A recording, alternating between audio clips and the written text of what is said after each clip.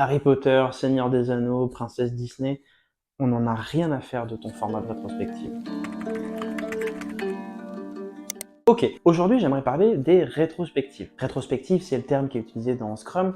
Côté Lean, on parle plutôt de Kaizen. L'idée derrière, c'est d'avoir un moment dédié à l'amélioration continue. Souvent, le Scrum Master débutant va se focaliser sur le format de sa rétrospective pour la rendre un peu fun, un peu sympa, et que les gens soient volontaires à venir et à participer. Mais en fait, on s'en fiche de ce format-là, parce que ce qui est important, c'est le fond, et c'est le contenu. Et toutes les rétrospectives ont à peu près ces 3 étapes de collecte de données, de sélection des sujets, et de discussion autour de ces sujets pour définir des actions. Alors aujourd'hui, j'aimerais vous partager 5 conseils pour réussir vos rétrospectives en mettant complètement de côté votre format. Premier conseil, laissez de la place aux problématiques personnelles. Souvent, ce qu'on fait dans une rétrospective, c'est qu'on collecte les données, on les regroupe et ensuite on vote pour savoir quel sujet aborder. Je pense que c'est une erreur. Enfin, je m'explique. Mettons que pour vous, il y a un sujet qui est hyper important, mais il est important que pour vous. Il vous bloque, il vous gêne, peu importe ce qui se passe, mais en tout cas, il génère un sentiment négatif. Est-ce que ça doit être moins important qu'un sujet qui touche tous les membres de l'équipe? I don't think so. Du coup, ce que j'offre aux personnes, c'est d'avoir un espace dédié, sujet à aborder, sinon je serais frustré. 50% de collecte et de regroupement et 50% sur les actions. C'est quelque chose que j'ai très souvent vu et que j'ai souvent fait quand j'étais un Scrum Master débutant. C'est de passer énormément de temps sur la collecte et sur les discussions et les regroupements de sujets et pas tant que ça sur les actions. Or, les actions, c'est ce pourquoi on est là, tous réunis. Il est important de passer au moins la moitié du temps de votre rétrospective sur l'identification des actions et sur l'identification des responsables. Responsabilité et LSEV. Je parlais à l'instant de responsabilité. Une action doit avoir un responsable.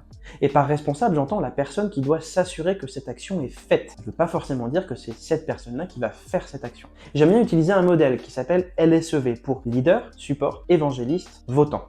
Les votants, c'est les personnes qui trouvent que cette action est bien. Les évangélistes, c'est des personnes qui pensent que l'action est bien et qu'il faudrait qu'on la fasse, mais qui ne peuvent pas participer. Par contre, ils sont d'accord pour essayer de trouver des personnes qui peuvent participer à cette action.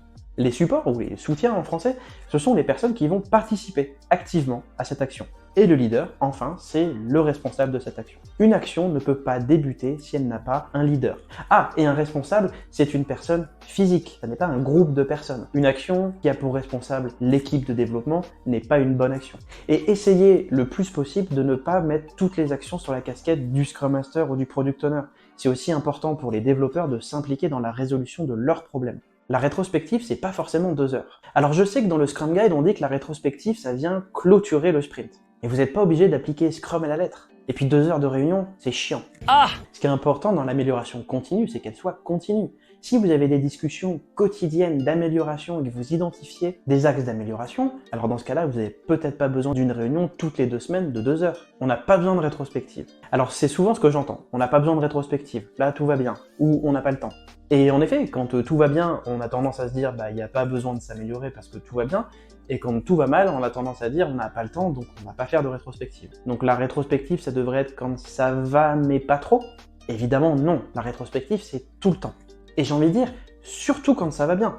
Parce que si ça va bien, c'est qu'on arrive à bien faire les choses, donc il faut essayer de comprendre pourquoi est-ce qu'on fait bien les choses, pour qu'on puisse s'appuyer dessus quand ça n'ira pas bien. Regardez, les exercices d'évacuation, ils se passent quand il n'y a pas de feu, pour qu'on soit prêt quand il y aura le feu. Il y a plein d'autres astuces comme ça que certains coachs ou Scrum Masters peuvent partager. N'hésitez pas à partager les vôtres en commentaire d'ailleurs. Ce qui est important, c'est de trouver les bons sujets, s'assurer que personne n'est frustré en sortant de la rétrospective, et qu'on a trouvé des actions à mettre en place et qu'on va vraiment les suivre. Alors vous, c'est quoi votre prochaine action d'amélioration de vos rétrospectives?